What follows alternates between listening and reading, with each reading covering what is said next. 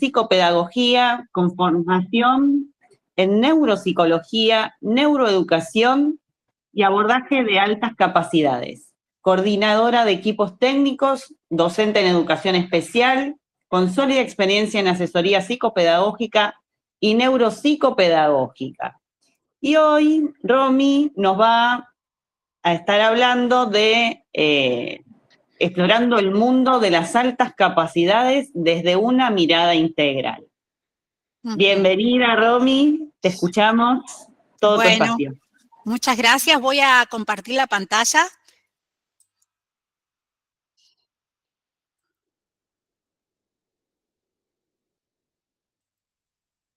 A ver si se ve, voy acá. Ustedes me dicen si se ve, por favor, y si se escucha bien, ¿no? ¿Estamos? Sí. Sí, perfecto. Se ve, Romy. Buenísimo, me encanta. No sé si me ven a mí, pero... bueno, primero quiero, antes que nada, agradecer a todo el equipo de Sintagma por convocarme o por ahí por también ser parte de este congreso. Ojalá hayan más, sí, por supuesto, lo va a ver.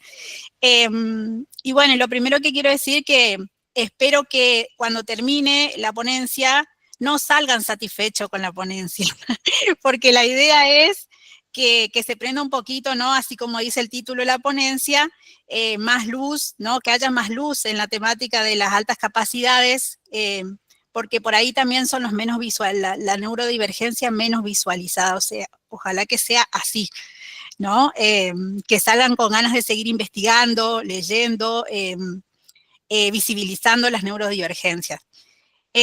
Quiero contar un poquito que también el título de Brillando con Luz Propia no es solamente porque me estoy refiriendo a las altas capacidades, en donde alrededor hay muchos mitos sobre ellas, sino que también me inspiré, por decirlo así, que lo deben conocer, a la metáfora de Eduardo Galeano, ¿no? Esta del mar de fueguitos, que es un relato de su libro, El libro de los abrazos. Él se refiere un poco ahí, describe la vida humana como un conjunto de individuos, ¿no? Que cada uno con su propia luz, con esos fueguitos que brillan de manera única, ¿no? Entonces, en el relato, un mar de fueguitos, cuenta la historia de un hombre que es de Neguá, que tras contemplar la vida, dice, humana desde el cielo, revela que somos como un montón de personas, un montón de gente, como un mar de fueguitos, ¿no? Ahí está la metáfora. Entonces, cada persona es un fuego con características propias. Algunos son fuegos pequeños, algunos son fuegos grandes, algunos son fuegos que tienen muchos colores, otros son fuegos que no alumbran tanto ni queman, y otros son fuegos muy pasionales que si nosotros nos acercamos también nos encienden, ¿no? Entonces, en resumen, lo que quiere expresar el mar de los fueguitos, la metáfora de los fueguitos, como dice Galeano, lo utiliza para cuestiones que están saliendo y van a salir todo el tiempo en el Congreso como columnas vertebrales. Esto de la individualidad y de la diversidad, ¿no? De las personas, ¿no? Cada uno brillando con luz propia, con su propio fueguito, con su propia luz, con su propia energía, en este vasto mar de fueguitos, bueno, que es la humanidad, ¿no? Y esta mirada integral y de los abordajes humanizantes que estamos hablando desde hoy a las 8 de la mañana con Omar y de ahí en adelante. ¿Se va escuchando? Sí, se escucha bien. Bueno, porque tengo los auriculares y por ahí estoy muy silenciada. Bueno, abro otro poquito del telón acá, y bueno, y tomé también una frase, ¿no? Porque hoy estamos todos compartiendo conocimientos, reflexiones, que no sirve de nada si no se comparte. Dice Mikio Kaku, este señor que es nacido en Japón y nacionalizado en Estados Unidos, actualmente vive, tiene 78 años, es un gran divulgador de teorías científicas. Él es doctor en ciencias de la matemática y física, y pone esta frase, ¿no? Muy interesante, que también es lo que estamos intentando hacer en el congreso convocado por Sintagma. Abro de vuelta el telón y vamos a repasar un poquito lo que tocó hoy en el video que proyectó Omar. esto, ¿no? Que decíamos de las neurodiversidades. Que por ahí cuando hablamos de neurotípico o hablamos de neurodivergencias parece que todo es sinónimo y en realidad a pesar de que está en el mismo paquete, en realidad son dos categorizaciones que si bien no son médicas, son necesario diferenciarlas, ¿no? Porque los neurotípicos son aquellas personas cuyo desarrollo neurológico es el que se considera estándar o esperado, es el más común de los rasgos o de los perfiles, es lo que por ahí decimos nosotros, todos somos normales, mal dicho, porque también hay diferencias, obviamente, y que se utiliza principalmente para, digamos, describir a todas las personas, el común de las personas dentro de lo que son las neurodiversidades, ¿sí? Esto no quiere decir que las personas neurotípicas no tengan desafíos en su vida, porque sí lo tienen, y lo que sí, por ejemplo, no son desafíos con diferencias neurológicas significativas, ¿no? Entonces, ahí podemos entrar a hablar de lo que significa lo neurodivergente, ¿sí? Las personas neurodivergentes son todas aquellas cuyo funcionamiento neurológico se aparta de lo que se considera típico o normativo. Antes se creía, ¿no?, que todo lo que era desde la campana de Gauss, de la mitad para atrás y de la mitad para adelante, ¿no es cierto?, de la campana, por decirlo así. Pero no se trata solamente de medidas estándar o de medidas cuantitativas, ¿sí? La neurodivergencia, si bien es una categoría menor a lo neurotípico, perdón, hay una variedad de perfiles. Hoy también Omar lo mencionó.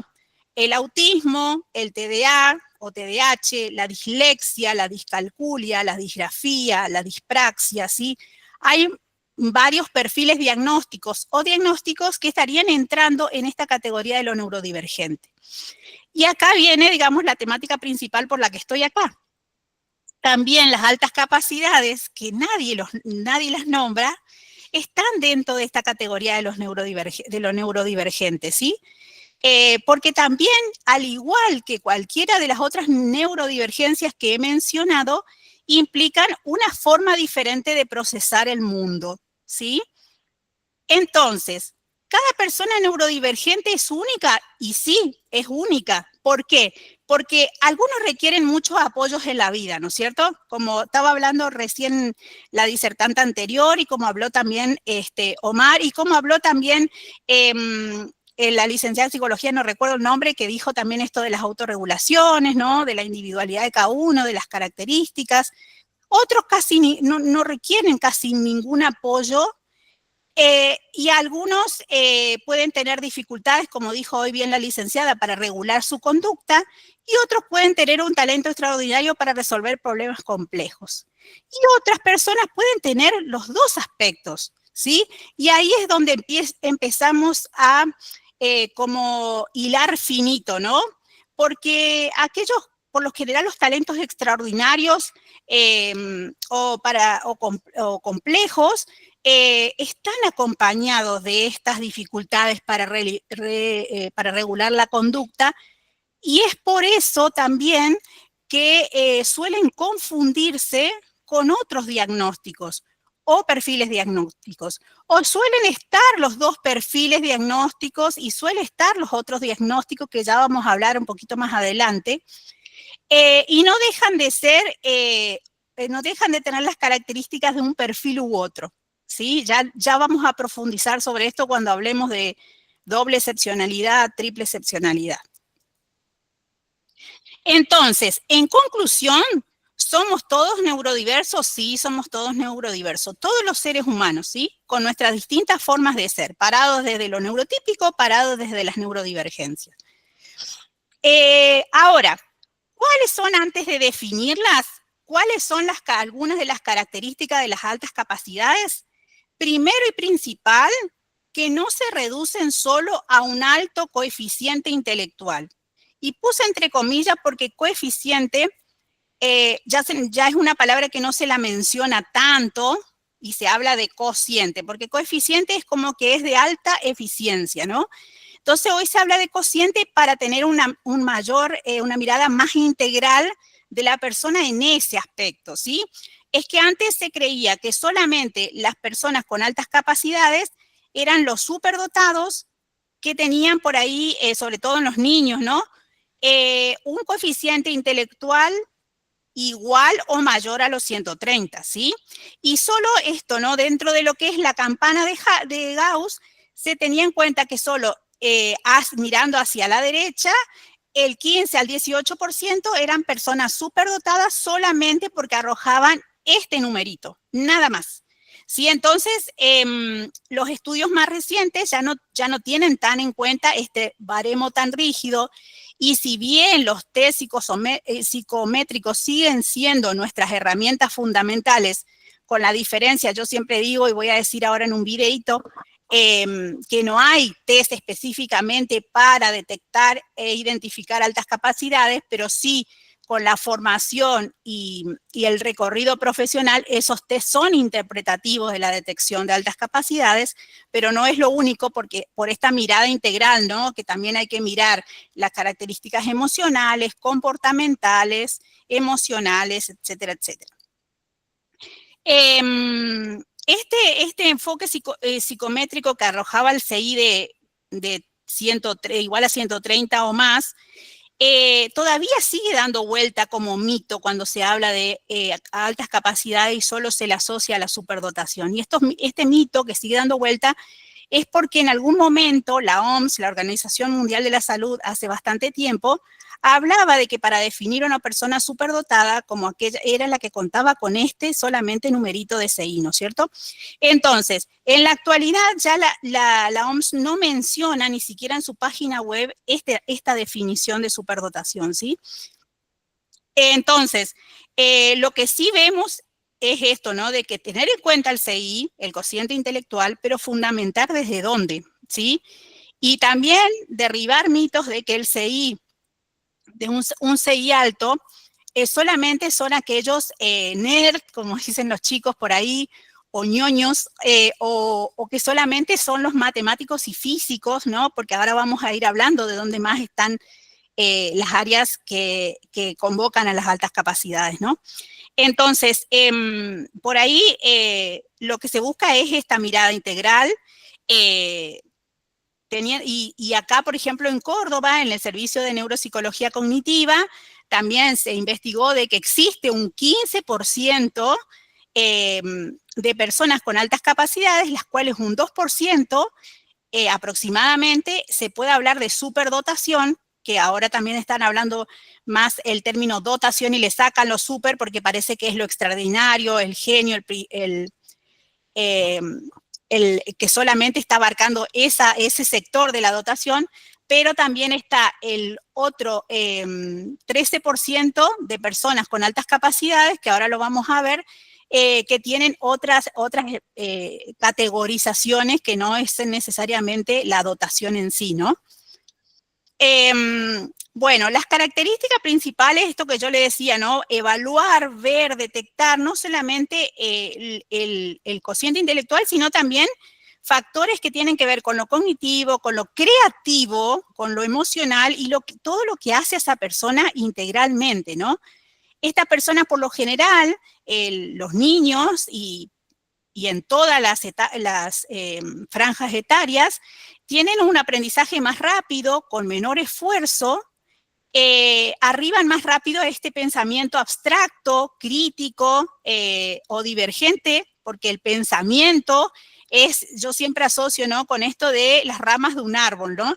Entonces, el pensamiento de una persona con altas capacidades tiene como un montón de ramas que se cruzan en algún momento y que a la hora de responder a un determinado estímulo, a una determinada pregunta, se complica, suele ser difícil elaborar o clasificar de todo ese pensamiento divergente, de esas ramas entrecruzadas, la información más importante y poder responderlas, o se apuran, son ansiosos y por ahí responden respuestas muy simples y que la gente dice, pero a ver, ¿dónde están las altas capacidades? ¿No? Porque se espera muchas veces que las respuestas sean solamente brillantes.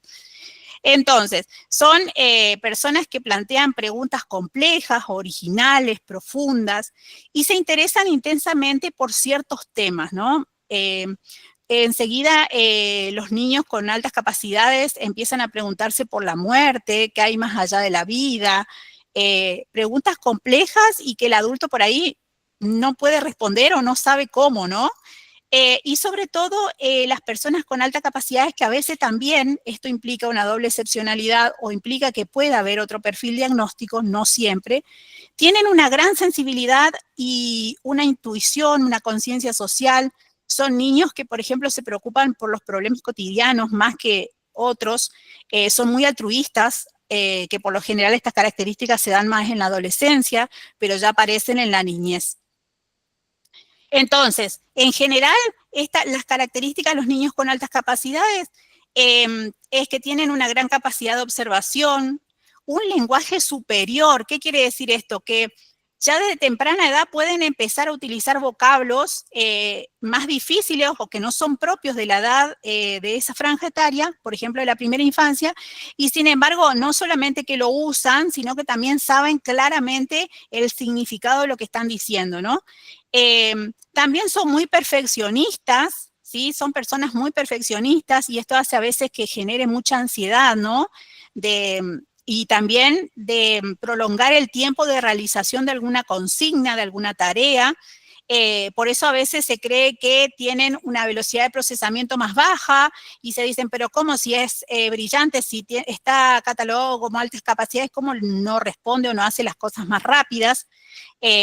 Y bueno, ahí es donde aparece esto, ¿no? Del perfeccionismo. Hay una elevada capacidad de concentración, ¿sí? En la mayoría, no en todos, porque hay niños con altas capacidades que también tienen un déficit atencional y aparece también la desconcentración y ahí la duda de si realmente hay altas capacidades, ¿no? Tienen un gran poder de razonamiento, un alto nivel de actividad, aprendizaje muy rápido, como dije anteriormente, hay una gran memoria operativa, o sea, son chicos que siempre decimos que de 1 a 3 años son esponjitas. Bueno, estos niños más que esponjitas absorben o procesan mucha información, más de la que se espera a una determinada edad, se muestran muy independientes, hay una gran imaginación, hay un agudo sentido del humor. Y acá esto es que establecemos también un poco la diferencia con las personas con la condición del espectro autista. Son personas que, o niños, adolescentes, adultos, que juegan con esto del chiste ácido, del chiste al que hay que pensar mucho, esto medio de chistes más de nivel intelectual, en el que hay que hacer una interpretación, una comprensión y una inferencia de ese chiste, y que muchas veces en las personas con condición del espectro autista no está por esto de la literalidad, ¿sí? Que caracteriza a ellos, ¿no? También hay esto de la disincronía intelectual y emocional, que más adelante lo hablo ya, y lo defino como tal. Y bueno, hacen preguntas inusuales que no son solo los por qué de los 2, 3, 4 años. Por otro lado, podemos decir que las altas capacidades pueden manifestarse de diversas formas, desde lo intelectual general, pero no solamente, ¿no? Con este razonamiento lógico y abstracto, desde lo académico y desde lo académico específicamente, ¿sí? Cuando hay un alto rendimiento en áreas como las matemáticas, las lenguas o las ciencias. Pero no nos dejemos, porque si no caeríamos en un mito también, que solamente las personas con altas capacidades se destacan en lo académico y siempre tienen alto rendimiento. Hay veces que pasa lo contrario, que son uno más del montón, que su rendimiento académico es bajo, pero sin embargo, a la hora de evaluar a esta persona con alta capacidad, a esta persona nos damos cuenta que hay un perfil de altas capacidades. Entonces, ahí es donde hay que tener en cuenta qué de lo emocional, qué de lo motivacional, ¿sí? Está influyendo para que no salgan, no proliferen estas altas capacidades, este potencial que ese niño o esa persona tiene, ¿no? Y dentro de lo motivacional es esta gran perseverancia y entusiasmo por temas de interés que muchas veces van más allá de lo que se espera en esa franja etaria, sobre todo, por ejemplo, en los contenidos que se desarrollan en la institución escolar o que por ahí Por ejemplo, hay niños que le enseñan la clasificación de las plantas y por ahí ellos están sabiendo que las plantas no se elaboran clorofila, con contenidos más complejos, digamos, ¿no? Entonces el interés va más allá y a veces, obviamente en la escuela, en el colegio se encuentran sin las herramientas para, digamos, poder atender a este tipo de neurodivergencias. Por otro lado, tenemos esto que les decía, ¿no? De la doble excepcionalidad. Ay, qué difícil esto, gente, cuando aparecen niños con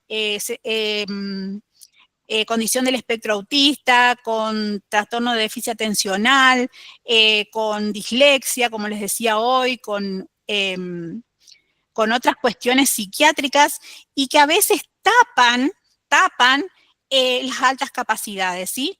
¿Cuántas veces ha pasado que se ha evaluado niños con estas neurodivergencias que he mencionado y nos olvidamos de todas las capacidades que pueden tener porque nos aunamos y miramos con una mirada unilateral solamente ese diagnóstico? Y resulta que muchas veces pasan por alto, ¿no? O a veces al revés, ¿no? Son personas, como el ejemplo que pongo acá, que el autismo puede pasar desapercibido porque quieren como ocultar estos intereses intensos, los desafíos en lo social, mediante estrategias de camuflaje que es mostrar todo de lo que son capaces, ¿no? Pero la mayoría de las veces pasa al revés. Las altas capacidades, la potencialidad que tiene ese niño o esa niña están tapados, ¿no? Por la otra neurodivergencia. Y acá es que yo hablo de esto que les decía, la doble excepcionalidad. Muchas personas, de niños, adolescentes y adultos, no saben que tienen una neurodivergencia y a veces aparece esta neurodivergencia cuando se los diagnostica y no aparece la otra, ¿no? Entonces, acá es que yo hablo de la sólida formación, de cómo miramos en sesión a esta personita o a esta persona, y no solamente enfocarnos, por eso también insisto mucho en la formación del profesional en altas capacidades, ¿no? Y no enfocarnos solo en lo que aparece primeramente, ¿no? Si ya nos llama la atención que hay otras cuestiones que tienen que ver con un potencial, ahí también tenemos que ir a evaluar, ¿no? Bueno, acá les muestro un videíto. No todas las personas con altas capacidades, ¿sí? Son inquietas solamente o son dispersas solamente, ¿sí? Porque además, que quiero aclarar también que hay personas con altas capacidades que tienen una doble y hasta una triple excepcionalidad. ¿Qué quiere decir esto? Que además de ser personas con altas capacidades, pueden tener déficit atencional. Además de ser personas con altas capacidades, pueden tener o estar dentro de la condición del espectro autista. Y puede ser que sean personas con altas capacidades sin ninguno de estos diagnósticos, pero sí pueden ser inquietas, pueden ser curiosas, pueden ser dispersas, ¿sí? Por otro lado, hablo de la rapidez en el pensamiento, ¿sí? Hay personas con altas capacidades, muchas de ellas, que tienen una velocidad de procesamiento más rápida, pero que esto no determina las altas capacidades. Hay personas con esta neurodivergencia que son más lentas en la velocidad de procesamiento de la información. Lo que sí tienen las personas con altas capacidades es el famoso, entre comillas, pensamiento arborescente, ¿no? Esto de gráficamente parecer un árbol la forma de pensar, ¿no? Que se van por las ramas o que un concepto principal o troncal tiene varias correlaciones o varios subtemas. Eso sucede dentro del cerebro de la persona neurodivergente con altas capacidades. Y por eso muchas veces la variedad de respuestas, a veces esperamos una respuesta más compleja y sin embargo la respuesta es más simple o a veces está descontextualizada, ¿sí? Es muy importante que para saber si la persona neurodivergente con altas capacidades solamente tiene este perfil o tiene una doble o triple excepcionalidad, a través de profesionales, ¿sí? que tengan una sólida formación en altas capacidades.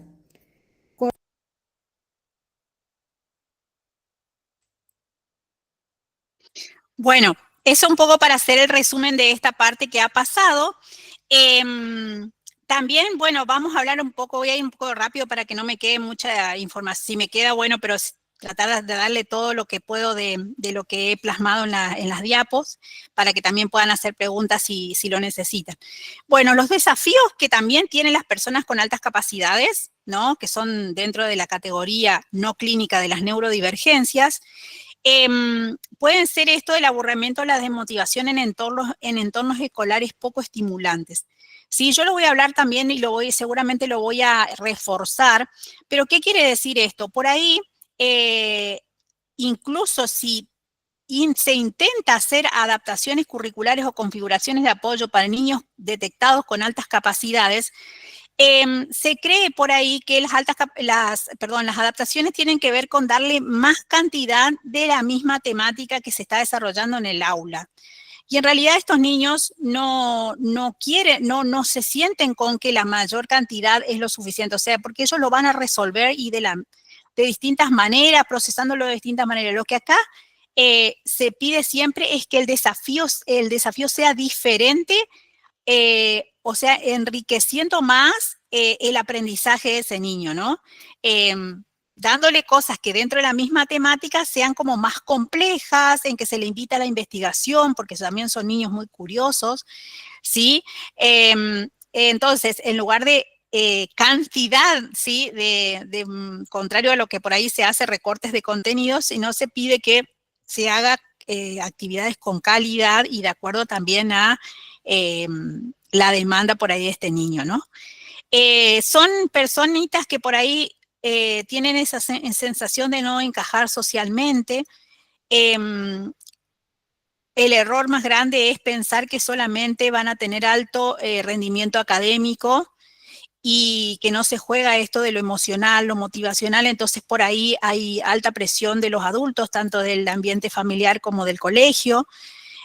Hay también, y por eso muchas veces tenemos que ver si no hay una doble excepcionalidad, o sea, si no está también presente la condición de espectro autista cuando hay una hipersensibilidad emocional o sensorial, puede que no esté la condición del espectro autista y así todo tengan esta característica. Esto que yo les decía, ¿no? El miedo al error, por eso lo del perfeccionismo. Y ojo al piojo, siempre digo, con esto que les decía anteriormente, los diagnósticos erróneos, ¿no? Solo déficit atencional, solo trastorno posicionista y otras neurodivergencias que por ahí están tapando el estilo cognitivo de estos niños. Perdón. Entonces, las estrategias de acompañamiento, sobre todo a nivel de lo escolar, es esto, ¿no? De ofrecer el enriquecimiento curricular y desafíos en lo posible a medida del niño, fomentar proyectos personales con sentido, escuchar sus intereses y respetar sus ritmos, ¿sí? Acompañar también sus emociones y no solo su rendimiento, porque por lo general también tenemos niños que tienen un gran potencial desde el aspecto académico, desde el aspecto intelectual, cognitivo, pero resulta que emocionalmente siguen siendo niños propios de su edad o de la franja etaria en las que están, o del periodo de neurocognitivo, en el periodo del neurodesarrollo que esperamos, ¿no? Entonces, que ahí tiene que ver esto de las disincronías que ya lo voy a explicar. Permitir siempre que sigan siendo niños o jóvenes más allá de estas capacidades. Y por supuesto, esto es fundamental. Yo hice una investigación el año pasado al respecto y lo he comprobado que falta muchísima capacitación desde los docentes, desde las familias y desde los ámbitos elaborados, de los ámbitos laborales y profesionales, ¿no? Sobre esta neurodiversidad cognitiva que se conoce muy poco, ¿no? Y del que rondan muchos mitos, como diciendo, bueno, los chicos con altas capacidades no necesitan de ayuda, ellos van solos, son los que no tienen problema, y bueno, ya ven que básicamente no es así. Bueno, ¿qué son las altas capacidades? Son las personas que tienen habilidades, y escuchen esta palabra, talentos, por encima de la media en áreas específicas. Como el pensamiento, o sea, fíjense que no son solo las áreas académicas, la creatividad, la resolución de problemas o el rendimiento académico, ¿sí? Estas capacidades que le permiten, este potencial, aprender, comprender conceptos de manera rápida y profunda. ¿Qué pasa si no se estimulan las altas capacidades? ¿Se las pierde? No, no se las pierde, pero no va a tener el mismo potencial que se puede observar o ver si hay una estimulación o un abordaje correcto, tanto en lo profesional como en lo escolar de estos niños, ¿sí? También, obviamente, tienen sus fortalezas y tienen sus desafíos o debilidades, ¿no? Los niños con esta neurodivergencia. Se denominan altas capacidades y fíjense que yo lo pongo entre paréntesis la sigla AACC, porque sobre todo acá en nuestro país se planta mucho esto de las altas capacidades, ¿no? ¿Por qué? Porque se está en España todavía se sigue manejando así, altas capacidades intelectuales. Sin embargo, acá, y ya voy a explicar por qué cada vez se saca más la palabra intelectual y se deja lo de altas capacidades, implican un potencial que no necesariamente debe reflejarse, como les dije, en un alto rendimiento escolar. Y acá venimos, ¿no? Despejando la X. El término, eso lo llamé así, ¿no? El término es así, altas capacidades intelectuales, o es, me falta una A, o ACC, que significa altas capacidades, ¿no? Entonces empieza a haber un consenso entre los profesionales de la salud mental, ¿no? Psicopedagogos, psicólogos, que prefieren utilizar el término altas capacidades como un gran paraguas, y acá viene, atención, lo importante, más importante, que incluye a los niños o personas precoces, talentosas y superdotados. Yo suelo poner super también entre paréntesis porque se dice más también, más que de superdotados, por esto que le explicaba de los genios, las personas que como Mozart o como muchos que conocemos, eso aparece, los prodigios, eso aparece en uno cada 100 años, que pueden llamarse superdotados. Tratamos de que de esta palabra sacar super y dejarlo como dotados, ¿no es cierto? Entonces, este gran paraguas que digo tiene que ver con esto que está aquí, ¿no? Entonces, ¿qué encontramos dentro de este paraguas de las altas capacidades? Encontramos las personas dotadas, ¿sí? Encontramos las personas talentosas y las personas precoces, ¿sí? ¿Qué pasa con el tema de la precocidad? La precocidad es aquello que aparece en las primeras etapas del neurodesarrollo de forma como adelantada. Por ejemplo, son los chicos que a los 2 o 3 meses, porque conozco casos, 3 meses, ayer me dijeron uno de 6, una señora que la entrevisté, mamá de un niño con posible alta capacidad, que son niños que trepan las escaleras, que ya rolan antes de tiempo, que antes del año en un descuido te subió una reja, una escalera por supuesto, sin tener este riesgo de que le pueda pasar algo. O sea, hay como una cuestión de determinadas funciones de precocidad, tanto en lo motor como en niños que antes del año ya dicen palabras o frases cortitas. Por supuesto que mucho antes hubo el balbuceo.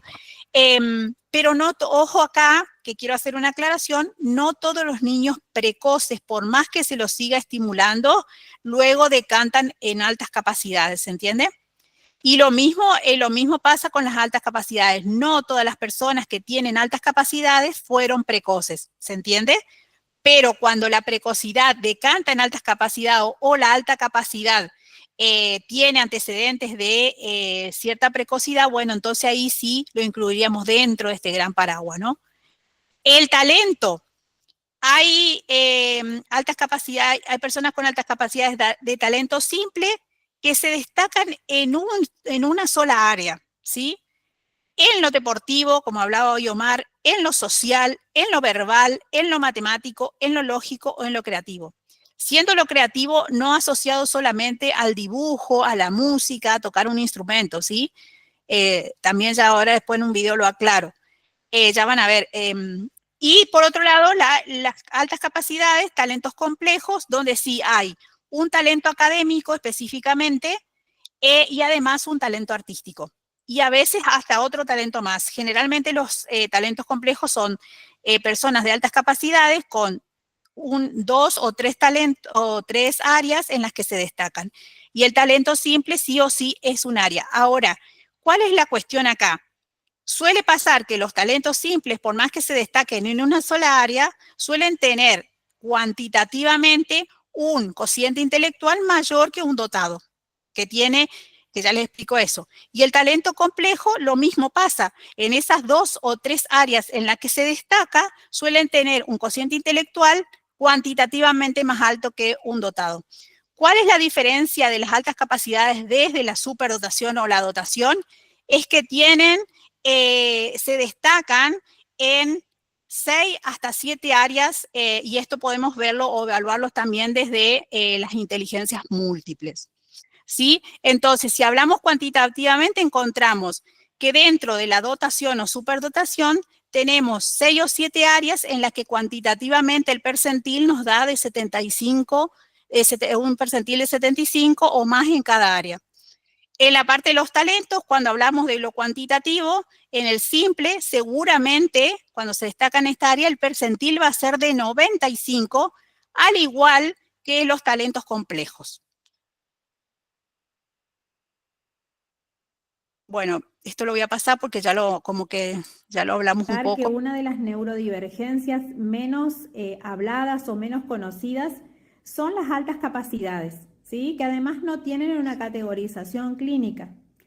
Pero sí se puede aclarar que, por ejemplo, hoy se habla de dotación y no de superdotación, porque el prefijo super era como que solamente se refería a prodigios o genios que aparecían cada tanto en la historia.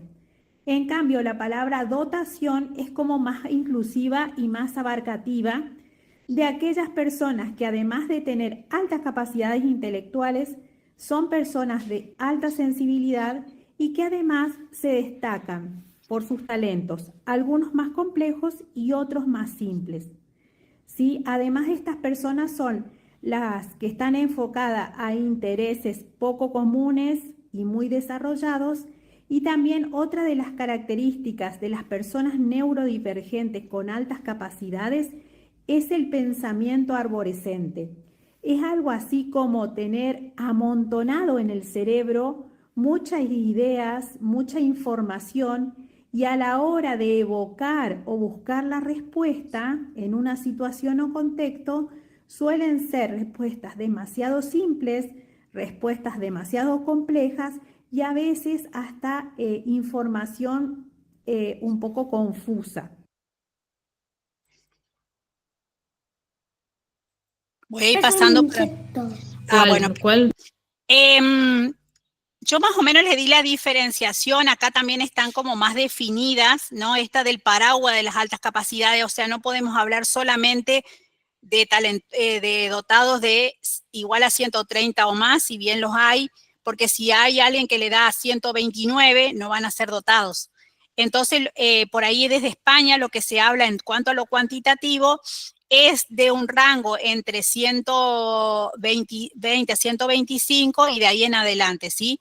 Pero obviamente si a uno le da 119, bueno, hay que ir evaluando para confirmar esto de las altas capacidades y en qué, por ahí, clasificación, por decirlo así, va, ¿no es cierto? Entonces, tenemos las personas dotadas, que pueden ser precoces o no, igual que los talentosos, y tenemos talento simple, talento complejo. Ahora yo les voy a mostrar así un videito cortito de un niño y yo les hago la pregunta,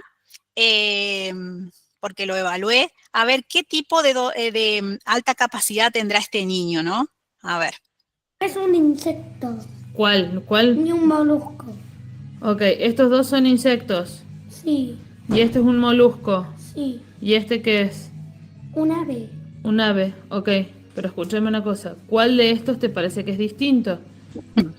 El ave, ¿por qué? Porque no es ni un molusco, ni un insecto, ni una... ¿Y estos qué son? Insectos y moluscos. Ok, ¿y los insectos y moluscos de qué clasificación son? De invertebrados. ¿Y este qué es? Un vertebrado. Y por eso lo pones, pero para mí la seño, lo que quiso decir acá es que estos vuelan y este no. Está muy bien lo que vos estás pensando, que todos estos son invertebrados y que este es desvertebrado. ¿Cómo lo querés poner? ¿Que estos vuelan y que este se desplaza arrastrándose o que estos son invertebrados y que este es vertebrado? Este es vertebrado. Ok. El lápiz con una sola mano, por favor. Bueno, este niño fue evaluado, ese video es de la mamá, ¿no? En una tarea que le dieron en el cole. Cuando lo evaluó por posibles altas capacidades, bueno, el diagnóstico es, dentro de las altas capacidades, un talento complejo. Si bien ahí él tiene mucho potencial, creo que está abierto algún micrófono, ¿no? Porque me está retumbando, ¿puede ser?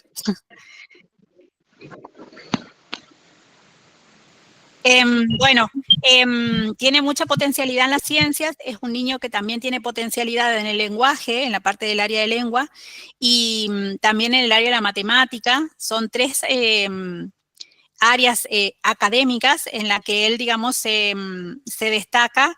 Y también acá pasa por ahí que en el contexto escolar, por ejemplo, en educación física, primero venía en el informe del progreso escolar, en la primera etapa, el profe de educación física le pone como que venía en logrado, después le puso en proceso y ahora en logrado, y ahora en la segunda parte le puso en proceso.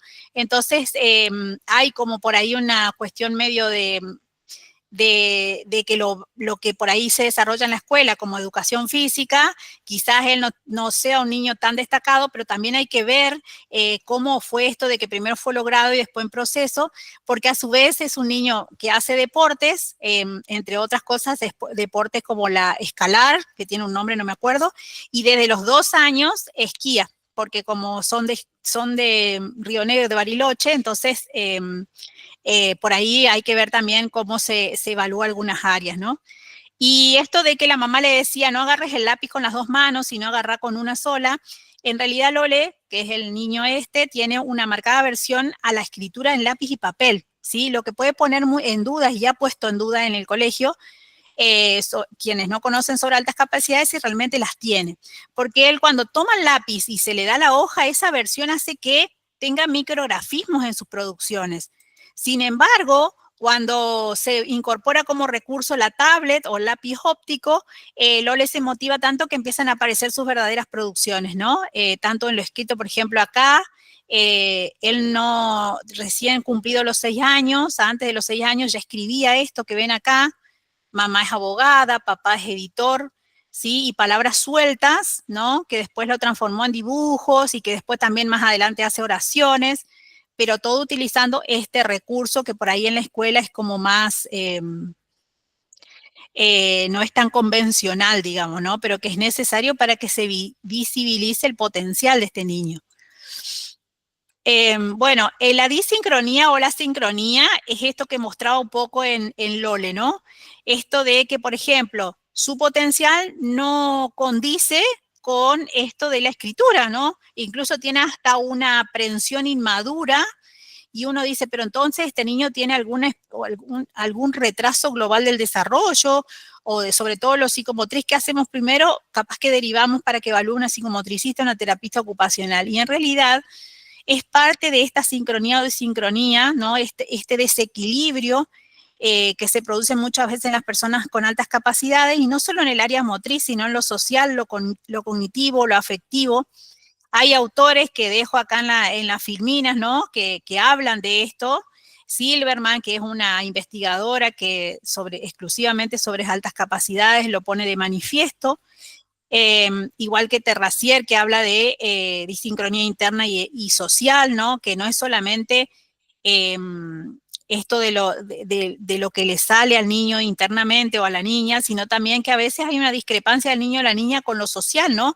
Son niños que tienen son niños pequeños que por ahí no tienen una buena relación o se relacionan, pero con niños de su misma edad de una determinada manera, y sin embargo son niños que por ahí lo estamos viendo en un diálogo de contenidos o de palabras o de temáticas muy abstractas con una persona mayor que él o más adulta o adolescente o joven y no es de la edad de él, ¿no? Entonces esto es cuando hay esta disincronía o asincronía que hablamos acá. Por ejemplo, acá Loles, le voy a hacer un resumen. Está acá en el consultorio y acá es donde aparece, ¿no?, todo lo de la sincronía emocional. Él se angustiaba mucho frente a algunas propuestas, se escondía abajo, se angustiaba, se le caían las lágrimas, él decía que sabía pero que no quería contestar, entonces a veces yo terminaba aplicando la evaluación de acuerdo a sus intereses y debajo del escritorio donde él se instalaba hasta que se le pasaba la angustia. Bueno, el cerebro de las altas capacidades tienen muchas diferencias. No quiere decir, como se pensaba antes, que los cabezones o la gente con cabeza voluminosa eran los más inteligentes, sino que es un cerebro como todos. Lo que pasa es que hay algunas diferencias entre cuantitativas entre los recursos y mayor recurso intelectual y por supuesto las cualitativas es que al tener mayores recursos intelectuales hay mayor manejo de información y gestión de estos recursos, ¿sí? Entonces hay qué partes se estudian para conocer el cerebro de las personas con altas capacidades y todo lo que tiene que ver con la corteza prefrontal, ¿no? Donde está la memoria de trabajo, las funciones ejecutivas, ¿sí? También la memoria a largo plazo y todo lo que tiene que ver con la parte, como es tan importante lo emocional, todo lo que está en el sistema límbico, ¿no? Esto del hipocampo, donde se recuerdan donde están todos los recuerdos, las memorias, ¿no? Todo lo emocional que también implica y mucho en lo que tiene que ver con la potencialidad de las personas con altas capacidades, ¿no? Y bueno, y el cerebelo, ¿no? Que por ahí hay que ver porque hay chicos que, como les dije anteriormente, hay una disincronía o una asincronía en la parte motora, por ejemplo. Bueno, esto lo voy a pasar rapidito porque es un estudio, ¿sí?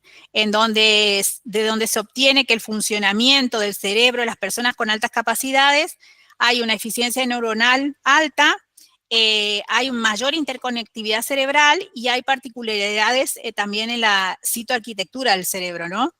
Entonces, ahí vemos que en la mayor eficiencia neuronal se refiere a esto que les decía, el menor esfuerzo ante los recursos que utiliza, porque tiene muchos, hay una mayor mielinización de las neuronas, ¿sí?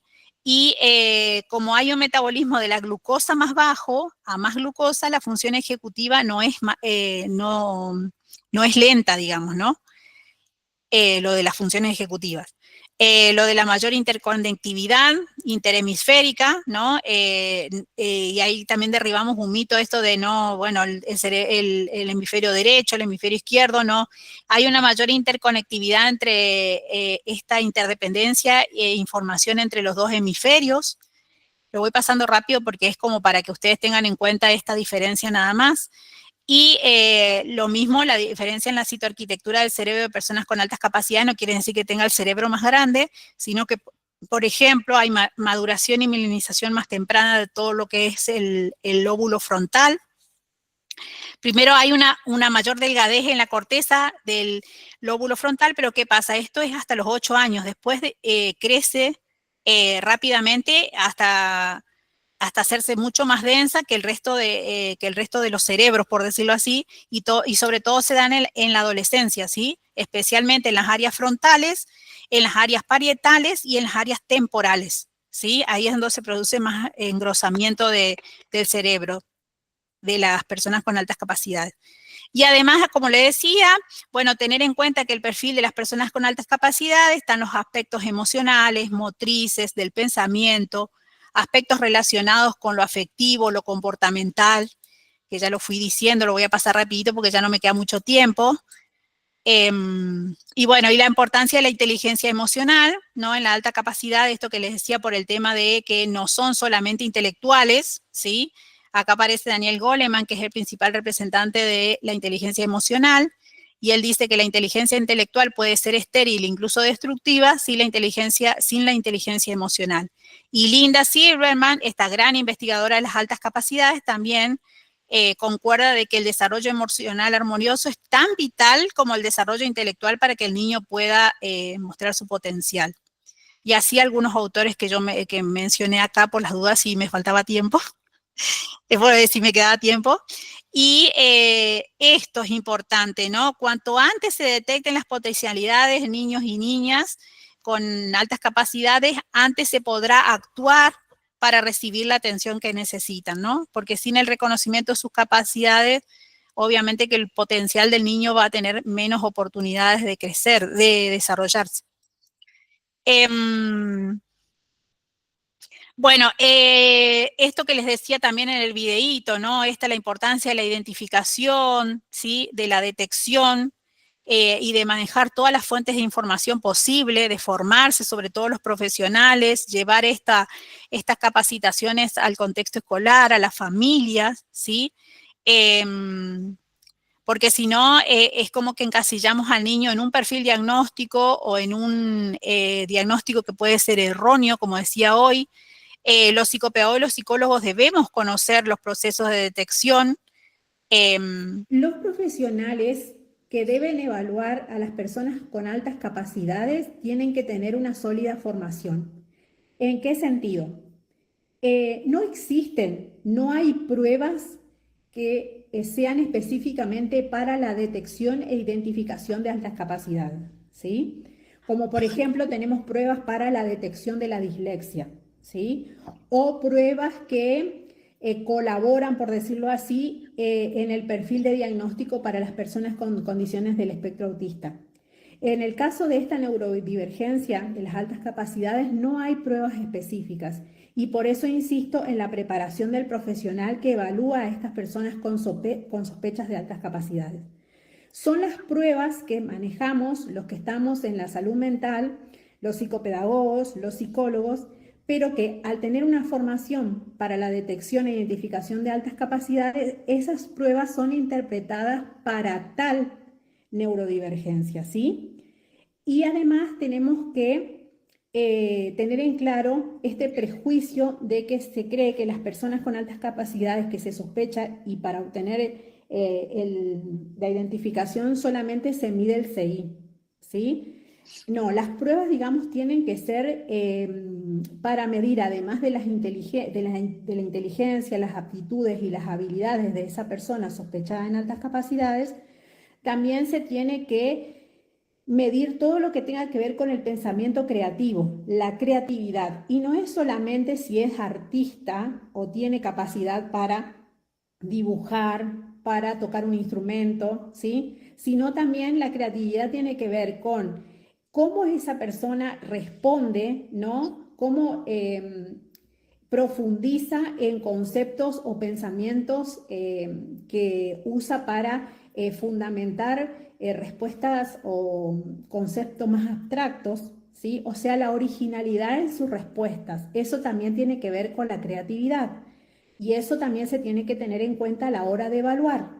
Por otro lado, se tiene que tener en cuenta en las pruebas todo lo que tiene que ver con el rendimiento académico, las distintas áreas de inteligencias, y por eso están presentes esto de evaluar las inteligencias desde las inteligencias múltiples. También otro de los puntos a evaluar son las funciones ejecutivas y obviamente todo lo que tiene que ver con lo socioemocional, lo motivacional de la persona y todo lo observacional y contextual de esa persona. Es decir, que además de ser el profesional formado en altas capacidades, lo que tiene que hacer es una evaluación integral de la persona que se sospecha tiene altas capacidades para establecer una identificación y detección real, ¿sí? Bueno, hay muchos mitos y realidades en relación a los niños con altas capacidades, que ya lo venimos tratando un poco anteriormente, como esto de que no necesitan ayuda, de que necesitan una atención específica o incluso terapéutica, eso solo en algunos, que son solamente los que triunfan académicamente, esto del CI que les comentaba hoy, ¿no? que no necesitan estimulación porque ya lo tienen o le pueden terminar perjudicando. Hay un montón de mitos que yo los cité acá, y que son importantes tenerlos en cuenta porque hay que despojarnos de esos mitos, porque si no siempre las altas capacidades parece que uno le cuesta menos decir tengo un niño con altas capacidades, tengo altas capacidades, que decir no tiene la condición del espectro autista o alguna otra neurodivergencia, ¿no? También hay barreras metodológicas que ya las he mencionado algunas dentro sobre todo del contexto escolar, como la falta de la ausencia de estrategias de enseñanza para este tipo de niños, ¿sí? Evaluaciones y contenidos estandarizados. ¿Qué quiere decir esto? Que sean los mismos que ellos, digamos, ya tienen incorporados. Entonces ahí es donde necesitan más los desafíos. Esto de la escasa formación docente, es necesarísimo que los docentes, así como se intenta capacitar para que tengan una mirada inclusiva en otras neurodivergencias, también lo sean desde las altas capacidades, ¿sí? Para que no haya una estigmatización y aislamiento de estos estudiantes. Esto de que el currículum sea más flexible, ¿sí? Como las demás neurodivergencias, tener en cuenta los intereses individuales, el perfil característico, ¿sí? Y después hay distintos tipos de abordajes que también les mencioné, el enriquecimiento, la aceleración, que es para otra charla, el agrupamiento flexible. Y quiero cerrar con esta frase que es de una de las capacitaciones también que tuve: identificar y reconocer el talento es crear un puente para que cada capacidad singular encuentre su mejor expresión. Y esta frase que me encanta, que tiene que ver justamente con las altas capacidades: la verdadera sabiduría no consiste en tener muchas respuestas o todas las respuestas, sino en hacer las preguntas correctas. Esta soy yo, me caractericé, no soy rara, pero soy exótica.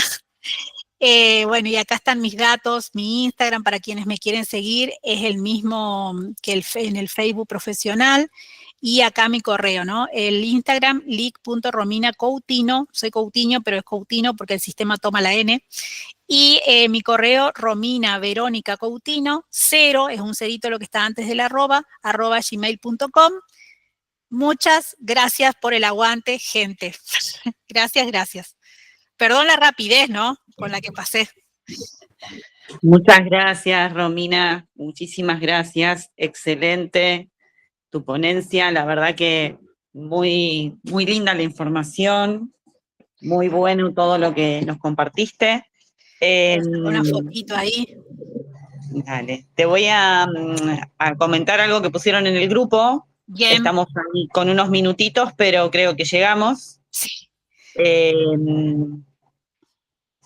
Creo que Gabriela después cualquier cosa nos dirá si está respondida o no, si no se comunicará contigo. Ella comparte, dice: mi hijo se destacó desde chico en varias cosas, por ejemplo, el tocar instrumentos y escribir temas con letras, hasta que fue al conservatorio a aprender lenguaje musical.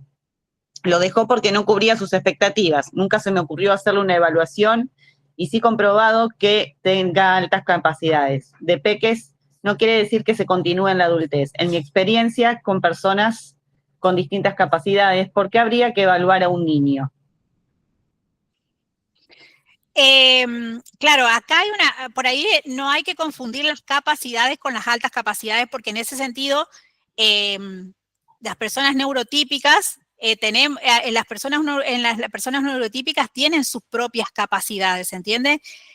Las altas capacidades tienen que ver con esta forma de manejar el mundo de forma diferente, y que por ahí nos sorprende con todas estas características que yo les mencioné anteriormente.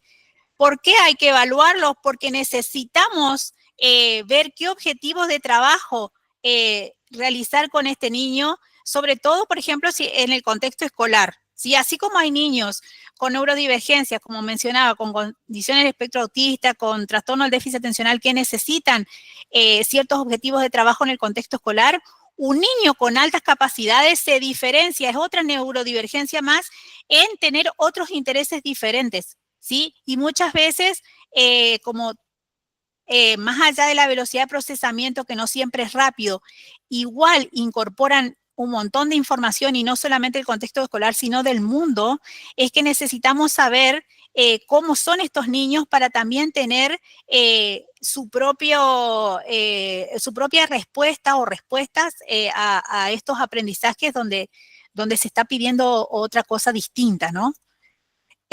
Yo, por ejemplo, siempre hago, porque esto parecería para otra charla más, ¿no? La evaluación que yo hago, si bien muchos de los instrumentos que se utilizan son para establecer otro tipo de neurodivergencias, hago evaluaciones para la interpretación de la aparición de estas altas capacidades. Y no solamente de lo cuantitativo, ¿sí? Sino que si bien me arroja información, pero también de lo cualitativo. Hay chicos que, por ejemplo, tienen una alta capacidad en el lenguaje, en el vocabulario, hacen inferencias, ¿sí? Se destacan en el cálculo, interpretan situaciones problemáticas o redactan situaciones problemáticas, y sin embargo, para hacer todo esto, la velocidad de procesamiento es mucho más lenta. Entonces ahí decimos, como si no son niños rápidos, sí, bueno, pero vemos que hay cuestiones que dentro de lo que es el neurodesarrollo está mucho más adelantado que en la categorización de lo neurotípico. No sé si estoy respondiendo a la pregunta.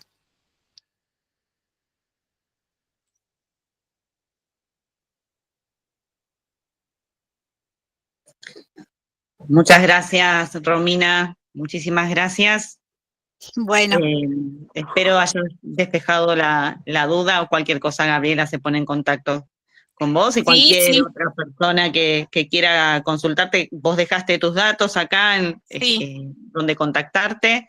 Así que bueno, excelente, muchísimas gracias de corazón por estar en este día, en esta ponencia. Muy lindo todo, gracias por todo lo que nos informaste. Bueno, yo te quiero agradecer por la convocatoria, estoy disponible para lo que ustedes necesiten. A la gente que por ahí se quedó así con ganas, porque pasé medio rápido algunas diapos, por favor comuníquense, manden mail, yo en algún momento los contesto, o también el perfil de Instagram o de Facebook está abierto para que manden mensajes con las dudas, y quédense tranquilas tranquilos que en algún momento voy a responder. Así que bueno, eso. Gracias. Muchísimas gracias a vos por tu participación. Un beso enorme. Muchas gracias.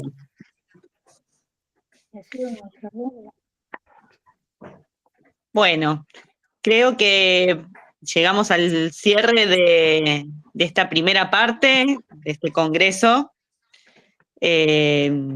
Nos vamos a volver a encontrar a las 16 horas. ¿Es así, Pato, Marita? Sí. 16 horas vamos a estar nuevamente. Ay, que estoy peleando acá con las transmisiones. 16 horas nuevamente, ¿sí? Con otras temáticas.